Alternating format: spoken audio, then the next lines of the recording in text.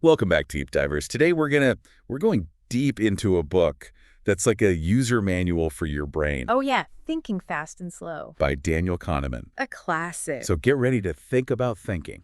It's a fascinating deep dive into how our minds work. The book's main idea is that we actually have like two systems going on up there. Okay, two systems. Yes. System one, that's all about gut feelings, quick reactions, Like intuition. fight or flight? Yeah, exactly. It's fast, automatic, emotional.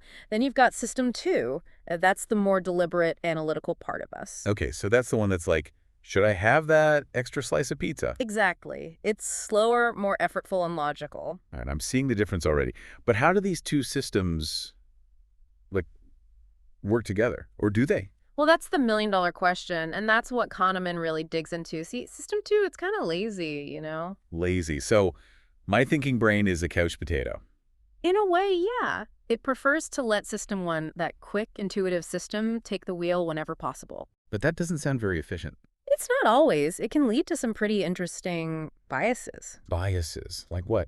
Well, have you ever heard of the halo effect? I think so. Basically, you meet someone who's really charming, great first impression. I get it. And suddenly they can do no wrong. Exactly. You start to think everything they say is brilliant, even if, well, maybe it's not. Your system one is so charmed that it doesn't let system two, the logical one, step in and analyze the situation. Oh man, I see that happening all the time. So you're saying I need to be more aware of my own halo effect. It's a good start. And this leads to another big concept in the book, cognitive ease. Cognitive ease, what's that? It's that feeling of things just making sense. When something feels familiar, easy to understand. Yeah, yes. Our brains, they love that feeling, so much so that we often mistake that feeling of ease for truth. Even if something's totally false, if it's presented in a way that feels easy and familiar, we're more likely to believe it. Whoa, hold on. You're saying if I hear a lie often enough, even if I know it's a lie, I might start to believe it just because it feels familiar. That's the crazy part. Our brains crave that feeling of cognitive ease. It's like a mental shortcut. Okay, this is starting to get a little creepy. My brain is playing tricks on me. In a way, yes. But hey, knowing about these tricks is the first step to outsmarting them. And that's what makes Thinking Fast and Slow such a powerful book. It gives us the tools to understand our own minds better. All right, so far we've got system one, the impulsive one, and system two, the logical but lazy one. And they're constantly battling it out in my head. It's a constant tug of war. Okay, I'm ready to learn more about this mental battlefield. What else does Kahneman throw at us? Well, in chapter 2, he dives into this really simple puzzle. It's called the bat and ball problem. Oh, I love a good puzzle. Lay it on me. I'll save the details for later, but it basically shows how easily system 1 jumps to the wrong answer. So even with something simple, our intuition can lead us astray. Absolutely. And it gets even weirder in chapter 3. It's all about how our brains are constantly linking ideas together. Like making connections. Yeah, but sometimes those connections are totally random. Like Kahneman did this experiment where people just saw the words eat and wash, Okay, eat and wash. and then they were more likely to complete a word fragment as SAP instead of, say, SUP. So just seeing those words primed their brains to think about washing. Exactly. It's called priming. And it's happening all the time without us even realizing it. Our brains are constantly making these associations, whether they make sense or not. Wow, this is wild. It's like our unconscious minds have a life of their own. It's true. And we're just starting to scratch the surface of how it all works. I'm definitely feeling less confident in my own judgment now, but also kind of excited to learn more. That's the spirit. The more we understand these biases, the better we can navigate the world. All right, I'm ready for more. Well, get ready, because things are about to get really interesting. Bring it on. Okay, so part 2 of Thinking Fast and Slow. This is where things really get interesting. We're diving into the world of heuristics and biases. Heuristics. Sounds complicated. It's not really. Heuristics are basically mental shortcuts our brains use to make decisions quickly. Oh, okay. Shortcuts, like Yeah. rules of thumb. Exactly. They're super useful in everyday life. But the thing is, they can sometimes lead to systematic errors. Errors. So these shortcuts can be wrong. Well, yeah, sometimes. They're great for speed and efficiency, but not always accuracy. Kahneman starts chapter 9 with this idea of answering an easier question. Okay, answering an easier question. So let's say you're faced with a really complex question, something difficult to figure out. Our brains are kind of lazy, remember? Yeah, the couch potato system too. Exactly. So instead of grappling with the hard question, we often subconsciously swap it out for an easier one. Interesting. So we're simplifying things without even realizing it. Yep. Kahneman uses this example of judging the happiness of Californians. Californians. Yeah, Happy. right. You'd think so with all that sunshine. But it's more complicated than that. People tend to focus on the weather because it's an easy, obvious factor. Yeah, it's easy to think, oh, California, sunny beaches, they must be happy. But that ignores all the other things that contribute to happiness, right? Relationships, work, meaning, purpose. So we're oversimplifying, just focusing on the easy answer. Exactly. We're answering that easier question, not the real one. And this leads to all sorts of misconceptions. Then, chapter 10, he hits us with the law of small numbers. Law of small numbers. Sounds ominous. It's basically the tendency to overgeneralize from small samples. Like, let's say you flip a coin 5 times and it lands on heads every time. Okay, 5 heads in a row. You might start to think the coin is rigged, right? But statistically, it's totally possible. Small samples are often just random noise. So we see a pattern where there isn't one. Exactly. We jump to conclusions based on limited data. It happens all the time in research, in investing, even in everyday life. So how do we avoid making that mistake? Well, awareness is key. Knowing about this bias can help us catch ourselves when we're tempted to overgeneralize. Always ask yourself, is there enough data to support this conclusion? Good advice. Don't jump to conclusions. What other biases do we need to watch out for? Well, chapter 11 is all about anchors. This one's fascinating. Anchors. Like what ships use. Not quite. This is about how even totally random information can influence our judgments. How is that possible? Random information. Kahneman did this crazy experiment where he had people spin a wheel of fortune. A wheel of fortune. Yeah, with random numbers on it. Then he asked them to estimate the percentage of African countries in the UN. Okay, 2 totally unrelated things. Right. But here's the thing. The number they spun on the wheel, that random number, actually influenced their estimate about the UN. Seriously? Seriously. Even though it was completely irrelevant, that random number became an anchor, a starting point for their thinking. That's crazy. So any random piece of information can influence us. It can. Our brains, they like to grab onto something, anything, and use it as a reference point. It's kind of mind-blowing when you think about it. It is. So we need to be aware of these anchors, these hidden influences on our thinking. Absolutely. And this leads to another big one, chapter 12, the science of availability. Availability. Okay, what's that about? It's about how easily we can recall examples of something. The more available something is in our memory, the more likely we think it is to happen. Okay, I think I get that. Like, if I just saw a news report about a plane crash, I might be more afraid of flying, even though it's statistically safe. Exactly. Our brains are wired to pay attention to vivid, dramatic events. And that can make us overestimate the likelihood of those events actually happening. So our perception of risk is distorted by what we remember. Yep.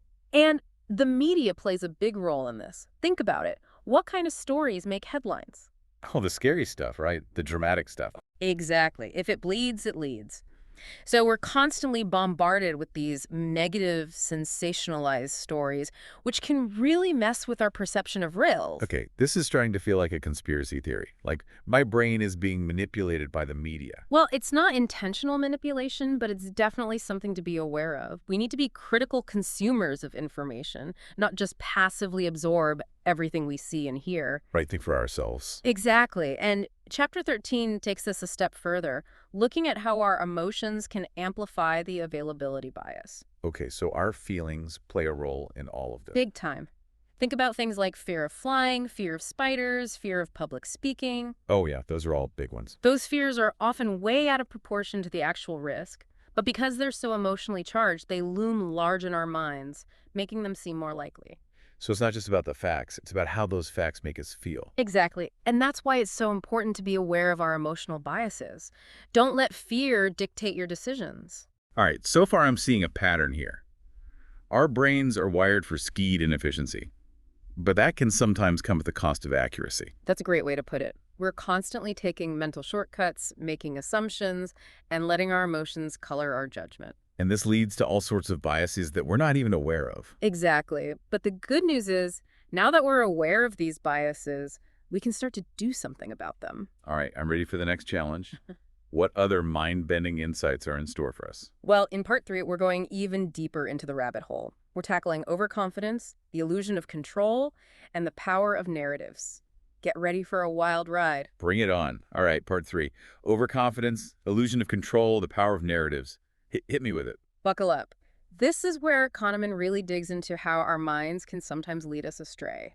Chapter 14 starts with this idea called base rate neglect. Base rate neglect. Okay, that sounds a little technical. It's simpler than it sounds. It's about how we tend to ignore basic statistical information when we get caught up in a good story. Okay, so like ignoring the facts. Kind of.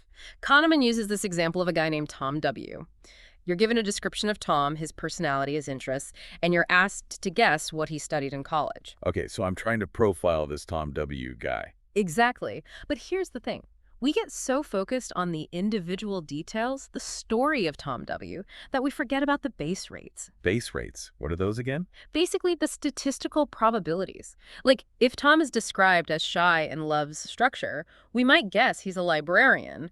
But statistically, there are way more accountants out there than librarians. Ah, so we're ignoring the bigger picture. Exactly. We get so fixated on the individual story that we neglect the statistical reality. So we're bad at statistics. Well, not exactly. It's more that our brains are drawn to narratives. We love a good story. Makes sense. Stories are more engaging than numbers. Right. And this leads to another classic bias. Chapter 15, the Linda problem. Linda. Who's Linda? Linda is a hypothetical person. She's described as outspoken, bright, deeply concerned with social justice. Then you're asked, is it more likely that Linda is a bank teller or a bank teller who's active in the feminist movement? Well, based on that description, I'd say she's probably a feminist bank teller. That's what most people say. But here's the catch. It's logically impossible for the conjunction of two events to be more likely than one event alone. Wait, what? Explain that again? Think about it this way. The group of bank tellers includes all the feminist bank tellers, so it has to be a larger group. It's like saying it's more likely that someone is a fruit-loving apple eater than just an apple eater. Okay, yeah, that makes sense. So I fell for the trap. My intuition led me astray. It's a classic example of how our intuitive thinking can sometimes clash with logic and probability. So what's the takeaway here? Don't trust my gut. Not always. Intuition can be powerful, but it's important to recognize its limitations. Sometimes we need to slow down, engage system 2, and think things through more carefully. Okay, good advice. Think slow. What else do I need to know about these mental pitfalls? Well, Chapter 16 is all about causes trump statistics. This one's really interesting. Okay, causes trump statistics. What does that mean? It means we're hardwired to look for causes, even when things might just be random chance. So like seeing patterns in the clouds. Exactly. Or thinking that wearing your lucky socks helped your team win. We crave those causal explanations, even if they're not really there. So we're storytellers. We're always trying to make sense of the world. Exactly. And sometimes those stories lead us to misinterpret events and make bad decisions. Okay, this is getting a little heavy. Is there any hope for us? Of course, Kahneman doesn't just point out the problems, he offers solutions too. Chapter 17 introduces this really helpful concept called regression to the mean. Regression to the mean. All right, what's that all about? It's the idea that extreme events tend to be followed by more average ones. Like, if you have an amazing round of golf, you're probably not going to do quite as well the next time. So things balance out over time. Exactly. And we often misinterpret this natural regression as a cause and effect relationship. Kahneman gives the example of flight instructors who praise cadets after exceptional performance and punish them after poor performance. But often, the improvement or decline is just a natural regression to the mean, not a result of the feedback. Wow, that's a really good example. It shows how easy it is to misinterpret things when we're looking for patterns. Right. And in Chapter 18, we learn how to tame intuitive predictions by taking this regression to the mean into account. So basically, don't get too excited about those outlier events. Exactly. Extraordinary performance is often followed by more average performance. We need to factor that in when making predictions. Okay, starting to see how understanding these biases can help us make more realistic judgments. And that's just the beginning. Chapters 19 and 20 dive into the illusion of understanding and the illusion of validity. Okay, those sound intriguing. Break it down for me. Well, the illusion of understanding is this tendency to overestimate how well we understand the past. We construct these nice, neat narratives, but those narratives often leave out a lot of the complexity and randomness of real life. So we're simplifying history? In a way, yes. We're creating stories that make sense to us, but those stories might not capture the full picture. And what about the illusion of validity? That's the belief that our judgments and predictions are accurate, even when we have evidence to the contrary. So we're overconfident in our own abilities. Often, yes. Kahneman shares his own experience of feeling very confident in his ability to predict the success of military recruits, even though his predictions were often wrong. So even experts can be overconfident. Absolutely. We all have a tendency to overestimate our own knowledge and skills. It's part of being human. Okay, this is all starting to make me feel a lot less sure of myself. That's a good thing. A healthy dose of humility is essential for clear thinking. And then, in chapter 21, we get to the heart of the matter. Intuitions versus formulas. Ooh, this sounds like a battle for the ages. It is. Kahneman presents the research showing that simple formulas can often outperform expert judgment, even in complex fields like medicine. Wait, you're telling me a computer algorithm can make better diagnoses than a trained doctor? In some cases, yes. Formulas are objective, consistent, they don't get tired, they don't get emotional, they just crunch the numbers. Wow, that's both impressive and a little unsettling. It is. But it's important to remember that formulas aren't a magic bullet. They have their limitations too. So it's not about humans versus machines. Exactly. It's about recognizing the strengths and weaknesses of both intuition and formulas and using them strategically. All right, so this is the end of thinking fast and slow. What's the big takeaway? What do we do with all this knowledge about our biased brains? The biggest takeaway is awareness. Knowing about these biases is the first step to overcoming them. We need to be more mindful of how our minds work, to question our assumptions, and to be open to new information. So it's not just about reading the book. It's about putting these ideas into practice. Exactly. It's a lifelong journey of self-discovery and self-improvement. Well, this has been a mind-blowing deep dive. Thanks for taking us on this journey. It's been my pleasure, and remember, keep thinking, keep questioning, and keep exploring the fascinating world inside your own head. That's great advice. And to our listeners, thanks for joining us on the deep dive. Until next time, keep those minds curious.